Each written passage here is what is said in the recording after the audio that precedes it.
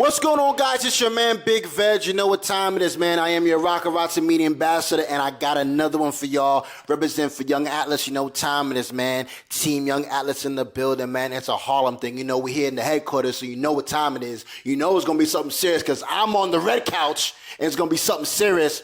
I'm sitting next to a very, very experienced professional photographer in the game, Daniel Vasquez. How are you, my brother? Doing good. I'm doing good. How you doing? I'm doing good. I'm all hype. You like? I'm doing good. I'm doing good, man. So I'm West laid Coast, back. laid back. Yeah. West Coast. You know what I mean? We here, west side, east side, and west side. You know. But yeah, man. How are you? You good though? Yeah, I'm great. I got no complaints, man. You know, I just take it one day at a time. As you should. Like I said, man, longevity speaks with you when it comes to this camera game. You've been in the game for 10 plus years.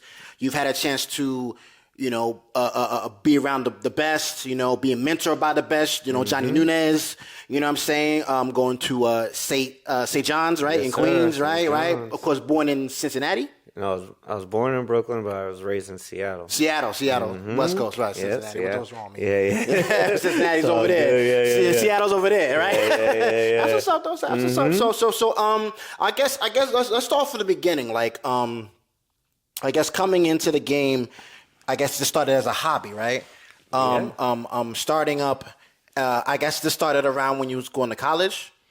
Or the hobby of photography, I don't know. I can't like pinpoint it, but you know. I mean, I guess I feel like if you could remember, like where this path started.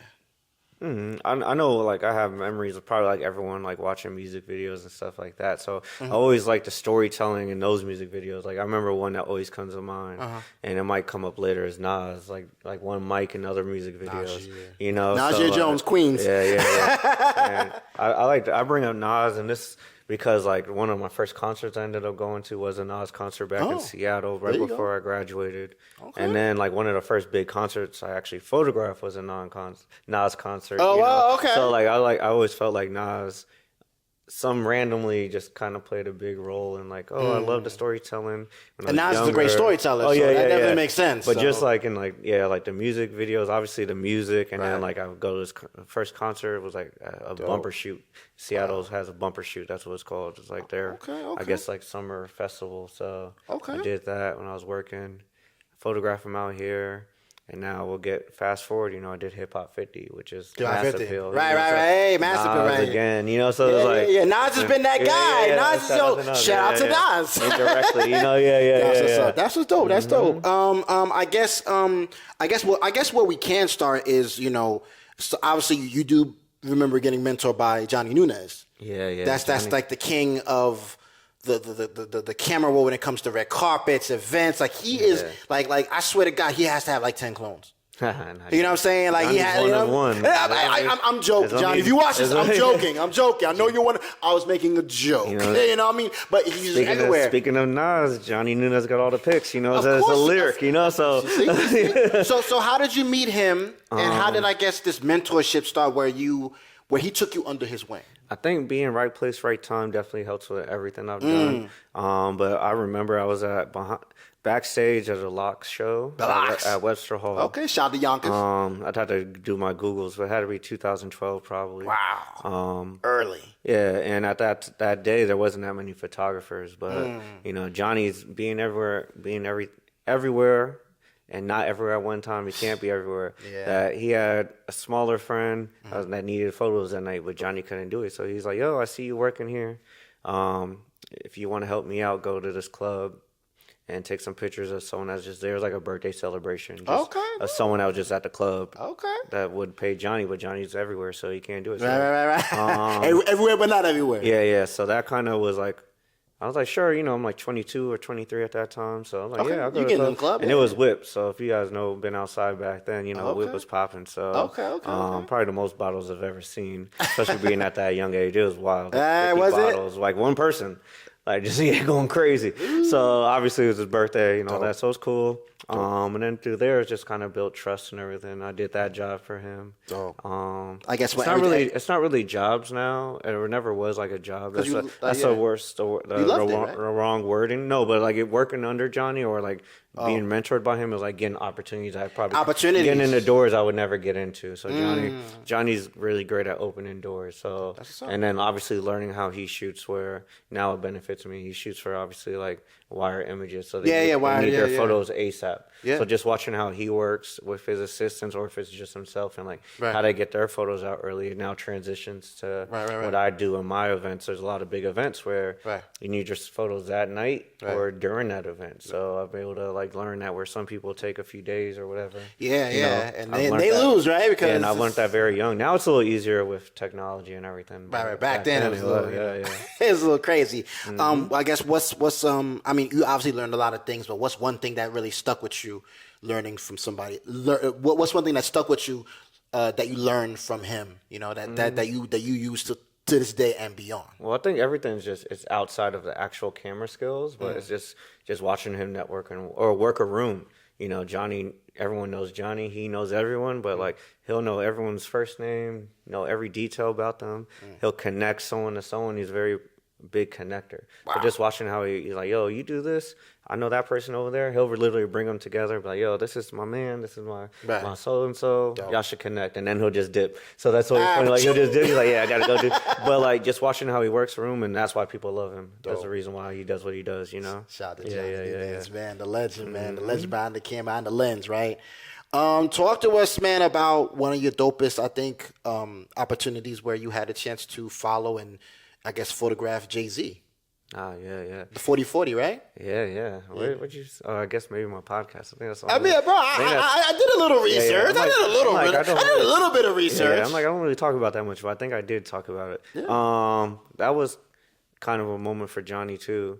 So I appreciate Johnny, but he was just running behind, right. And there might have been certain moments that they might not want to miss. And you know, with Johnny, I don't shoot for him. Right. Like where he's going to use my photos, but for like 40/40's aspect, they need the photos. Right. So like for the club. Yeah. Cause okay. Like, it all depends, but there's certain times it's really weird. But you know, it was pretty much like, hey, just cover some red carpet stuff. Right. And then I think you ran to one of the ladies that was like in charge. Someone was in charge and was pretty much just like, hey, we need some photos of Jay doing the silent auction. And it was like at the very end of it because I was already outside and he's already like browsed it. So I rushed in there kind of like Johnny.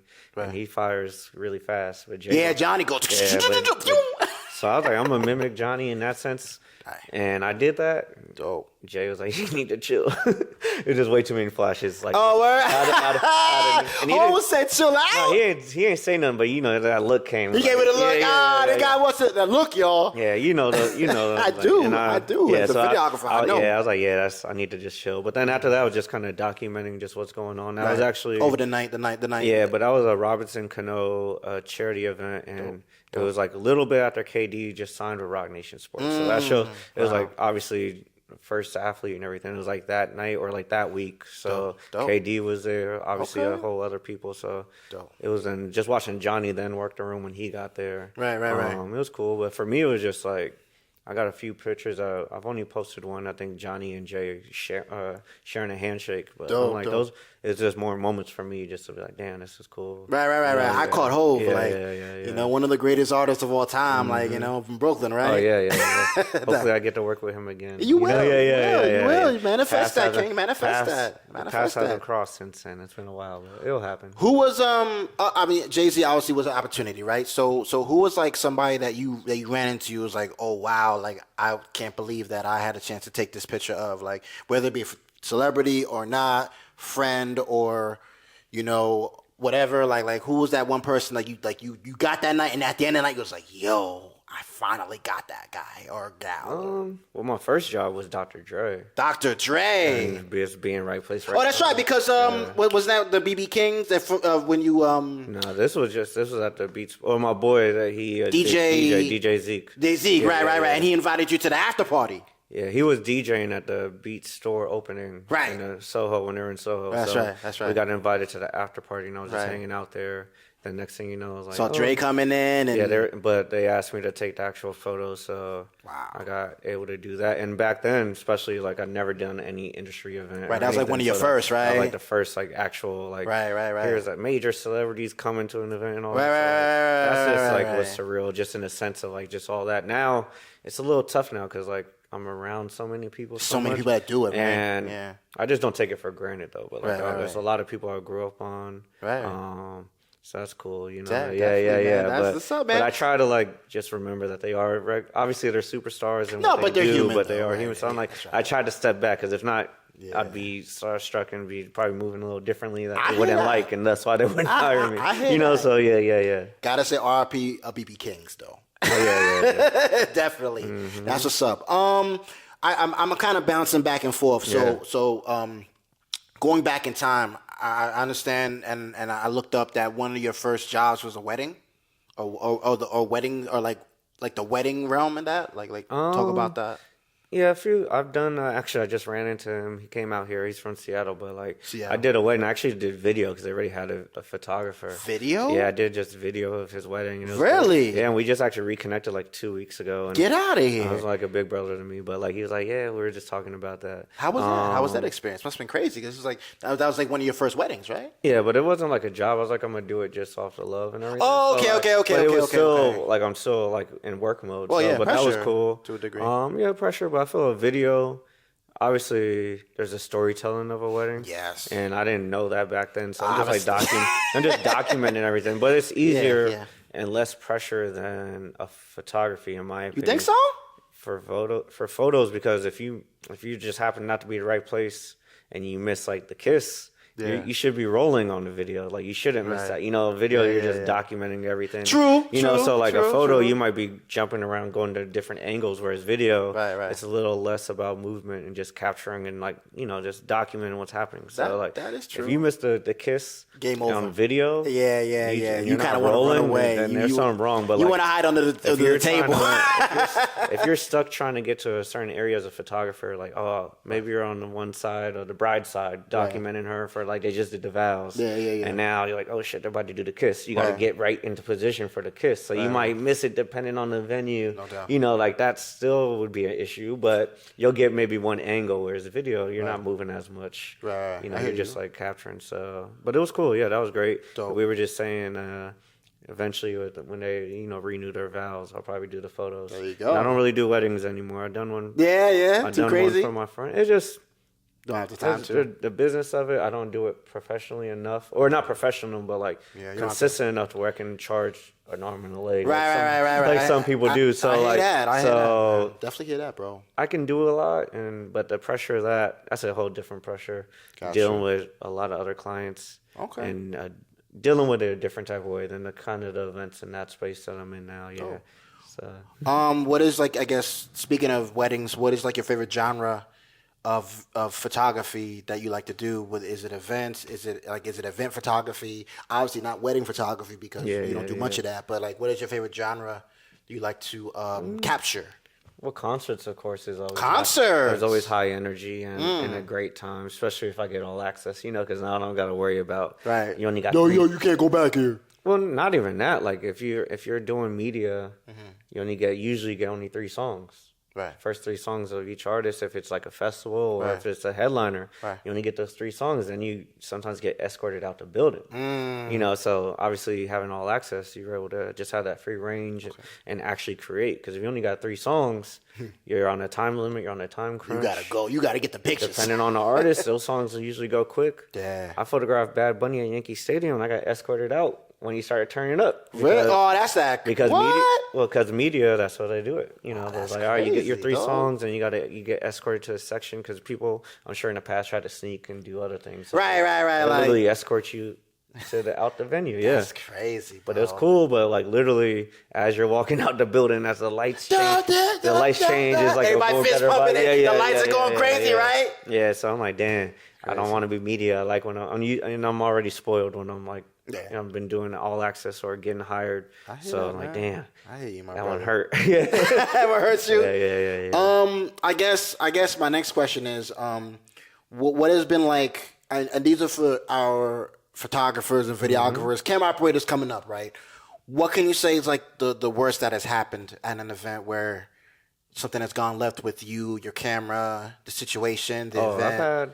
I've had my flash, whatever you said, like broken or something. What? I got flown out to photograph Maxwell at meet and greet at Essence Fest. And literally, it's in the convention center. Right. If you've gone to Essence Fest, you've seen all the stuff that happens at the convention center. Yeah. Literally, 2 minutes before, like, we're all hanging out in the back with Maxwell, a few other people, the Sony reps and everything. Yeah. Someone walks by and hits my flash and breaks it off my camera. Because, we're just standing there, but they walk by, break the flash. Yeah. At that time, I ain't no better than have more than one flash. Have a second joint on you, right? I never broke it, Yeah. Damn. I had luckily, the cameras have decent. Well, Sony, right? They have decent ISO. Sony, especially Sony's king of low light. But So I don't. This was years ago. Oh, and even now with newer cameras, I still don't push my ISO. Right. I just don't trust it. Right. I don't want no that kind of grain. Green, y'all photos, gotta be careful for the camera operators coming up. Yeah. Be careful pushing your ISO because that will introduce grain and that'll make your video, photography, photos look crazy. Yeah, and then this is a meet and greet where people are waiting for X amount of time to go meet Maxwell, and that's a photo I'm taking. Each person, each fan, Maxwell. And without flash, it's not good. But luckily, it is a convention center, and it's this kind of event, so the lighting wasn't that bad. It wasn't that bad. Okay. So it's like you got lucky. So it's some kind of lighting, but ideally, obviously, the flash would have been a lot better, and all that. But I had to do what I had to do at the ISO. So piece of equipment broke on during the event. And it's not like I'm in New York or somewhere where. Right. This is where again? This was in New Orleans. But, New Orleans. But it also didn't matter. It was like I said, 2 minutes. Like literally, like all right, we're about to bring Maxwell to the stage. Right, so you couldn't go like, yo, let me go. I'll be right back. I gotta get another flash. Nope. But that's crazy. And I told, it was funny because Maxwell actually knows about photography. Like he knows everything. So we were just joking about it, and I took a photo. I took a photo of him like right before, and he was like, "Damn, it's actually so good." So he wasn't. He didn't say nothing. No, he wasn't worried, but it was just like funny. Like in the moment, I could have like freaked out, but it was still kind of calm and laid back like I am. I'm like, shit. I'm like, I gotta figure this out. Just being calm under pressure, because some people like, I don't know what I'm about to do. Like, what do I do? Right. Just that's what's up. Something I couldn't change the outcome of that, but I made it work. Yeah, right, I hear you. Talk about the nonprofit that you have. Giving back to to us, the up and coming photographers, camera operators, especially the teens, right? That's coming into the game. Yeah. Kind of like teaching them, because obviously, during our era, we had nobody. We didn't even have YouTube University. You know what I'm saying? Like we really had to learn through trial and error. If we didn't go to school. Yeah. You know what I'm saying? So before I even bring up the nonprofit, is like you mentioned Johnny, but I've had like a list of different mentors, and some are like indirect mentors, or like some people that I've met like 1 or 2 times. But they put me on game. Like put you to like, listen, you gotta do it like this, bro. Like working at Sony. When I was working for PlayStation, when I ended up getting my camera, Sony. Yeah, I was like one of only 2 people I knew back then, whereas now everyone has Sonys. Right. Shout out to them with even transitioning to mirrorless first. That was a big change. But before there was mirrorless, I had like the Canon or the Sony equivalent of the Canon T3i. It was the A55 at that time. T3i was very popular. So. Yeah, and I had the Sony version, which was the A55. Wow. But I feel like my photography career was just right place, right time, and know what I'm doing. Right. So, like I said, I got that Beats by Dre job. Boom. Literally, like a week later, there was actually an in-store event at my job where they had a photographer selling his book, and they had an actual at PlayStation. Well, they used the PlayStation Lounge. Oh, okay. Or they used the lounge, but they had it was Brian Smith, who's a huge photographer, and his Art and Soul book, which I still take influence to this day. Dope, man. But meeting him literally like a week after I got my first job, and him giving me advice, which is pretty advice he got, but it's more about like just meeting strangers and getting uncomfortable and like taking actual portraits of them, not really street photography candids, but like actually going up to someone, getting uncomfortable, getting some nice poses or smiles, because it's all about the interactions with people, making them feel good. Yes, that's photography. It's very important. That's half of photography, especially if you're doing portraits. Especially if and for videographers as well. And then I would see Brian every once in a while. Right. We're like Facebook friends and stuff with him and his wife. So like he's like an indirect mentor, even though we don't talk all the time. Right. There's Johnny, Eric Von Lockhart. Okay. I met like Jonathan Mannion's another person. So like I've always prided myself on actually learning. And obviously you said there was no YouTube university, so I got lucky to learn from these people and get like tips in the game. Tips of the trades. So now that I'm now doing it for so long, it's like my way of paying it back. It's like I do free workshops. This before I had the nonprofit. Like I try to do every month. Gotcha. And we'll either use my studio because my mentor, Eric Von Lockhart, when it comes to like studio photography, if it wasn't for him, I wouldn't know anything about studio lighting, and he was so nice. I was like, oh, if there's no one using the studio, you can use it, so things like that and that was a key aspect of my growing period where we were doing a publication, page 31. We had a red chair. Not a couch, but a famous red chair. My boy Greg knows. So red is a good color. Yeah, red's a good color. Dope, man. Yeah, so like now it's like now that I'm older and I have a studio of myself, of my own. And the name of your studio is? Studio 3K BK. There we go. Hopefully Harlem comes out soon. No, we don't. I prefer Harlem. Hopefully in this building. Definitely. Go ahead. Yeah. Yeah, it's like my way to pay it back the way that they gave it to me. It's like, all right, here's access to a studio. I'm gonna teach y'all pretty much the basics. The basics, right? How to operate these lights, what these lights do. Here's a C stand. Here's that. Any questions they have, and then hopefully I provide a model. Right. There's been a few times where no models show up. So it's one of us. That's usually behind the camera.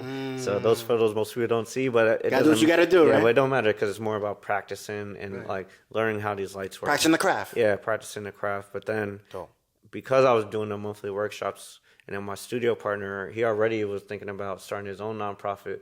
And I was like, I've actually been, as we're talking, that's always been a goal of mine. So obviously we partnered on that. Okay. Fast forward, now it's almost going to be a year since we officially launched. Congratulations. And now it's kind of what we do, or what I do with the monthly workshops. We do it more geared towards teens. And we've done some other projects with some cool companies, like we've gone to some high schools and had them do like marketing projects for us. Hit them with a young king. We've been able to partner with some great companies, and they've been able to like either provide the students.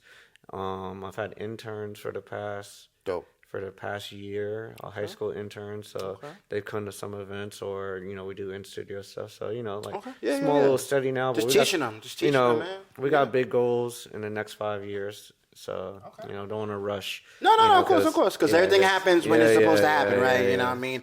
My last question, or my last two questions is, we kind of talked about a little bit earlier if things go left or whatever, or an experience that went left. But I want to get some inspirational gems for those that are coming into the game.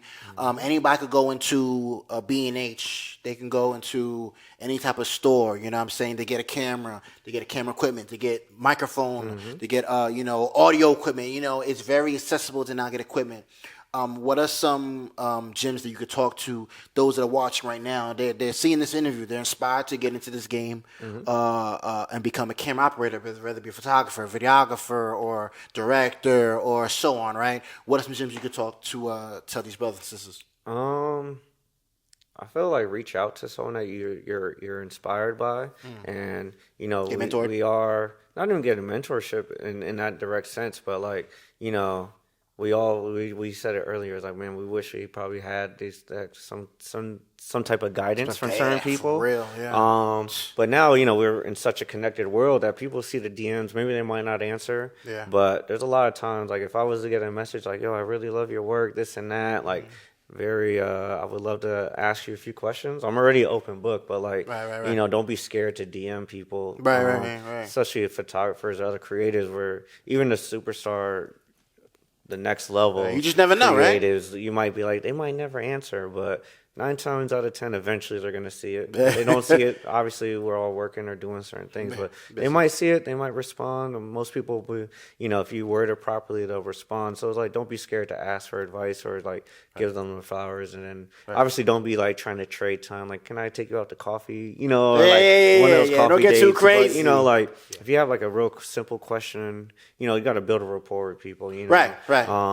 It's better to do it in person, right. And that's just, you got to be outside. That's one. You got to hit the events. That's our first podcast episode. You got to be outside. You can't meet people being on social media. No, you can't. So that's the other aspect. You got to go out there and shake hands and kiss babies.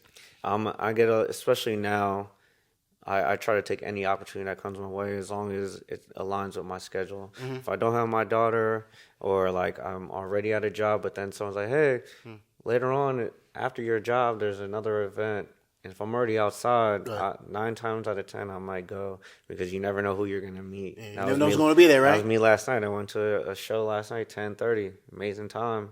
Wasn't even about the networking, but, just enjoying yourself. Yeah. Having a good time. Yeah, my client actually gave me the tickets, and then she was a little mad at me, but it's because I've always got asked and got free opportunities, but then they expect me to be on my camera.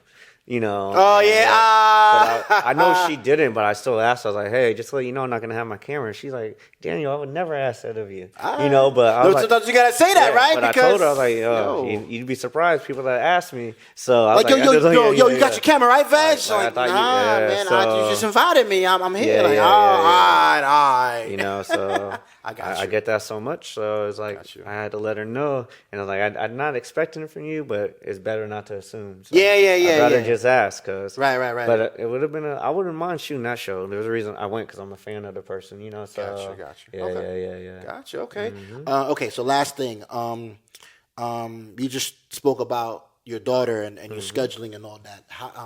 How does one balance this photography life and family life and personal life? I'm still trying to figure that out, but my key thing is my daughter, and that personal life and making sure she's good. Yeah, that's your cup, man. Yeah. But also I do need to work and all that. So these bills don't pay themselves. Yeah. So, finding that balance in our personal family there, at least with opportunities that align. Yeah. But then I don't have FOMO no more. Like if it's a big event. Like, if I would have missed Hip Hop 58, I might have had a little FOMO and been like, damn, I missed out. But, I've realized that you're not going to get every opportunity. And especially in events, there's always going to be an amazing just in New York. Yeah. We're in a great hub here in New York. That's right. That everybody and anybody's doing something. Yeah, so, like, I don't shoot a lot of major concerts. Gotcha. Like really major ones. To me, it's the more intimate or boutique ones, like Fat Joe and Friends or Lil Kim and Friends. Those are like a one-off events that I've got opportunities to photograph compared to so-and-so on tour or at MSG. Gotcha. You're rarely going to see me at MSG unless I'm their fan or friend. Right. But even that, I probably go as a fan more than anything. Okay, I got you. But, just, especially in the event world, is just... don't be mad if you miss an event. Right. And then everything else is, outside of events you can schedule, so it's like just making sure that balances. Okay. And then treating it kind of like a corporate job. So like I used to answer all my emails as soon as I got it. I'm like, oh, I need this job, let me answer. But now I'm like, it's past 5. You send me an email, unless obviously if it's like something that's due and more like time based, but they're like if they're requesting a certain date, I'm like I'll get to them Monday or whatever, or like, the next day after 9 a.m. whatever. Right. You gotta treat it like a job, any other corporate job. We freelance and you gotta kind of be on it a little more. You still gotta have those boundaries, because if not, you stuck your answering everything, every little thing. I also, one last thing, I turned down last minute jobs. So it's on to 7 o'clock right now. So like I got a job at 9 o'clock. In the past, I might have took it.